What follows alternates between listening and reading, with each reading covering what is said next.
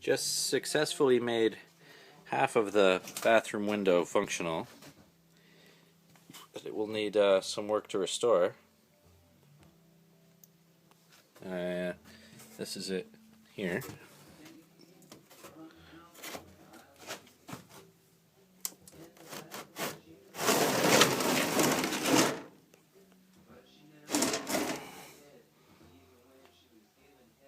See?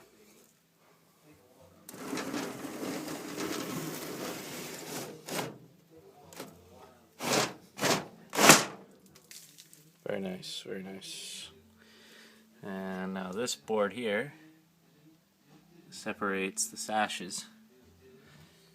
Is actually been able to just pull out. So I can disassemble the window quite easily.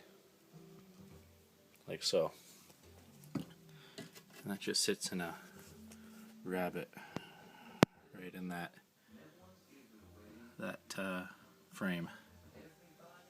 And these holes are for the pegs that would hold the frame up and down. So the piece looks like that. Now this one's broken in. It would go like that. And then you could pull it in and out and go in the different holes to adjust your height. So we got three options there, and this is actually the higher sash, the lower one being missing. So this one could just open or close. And that's that.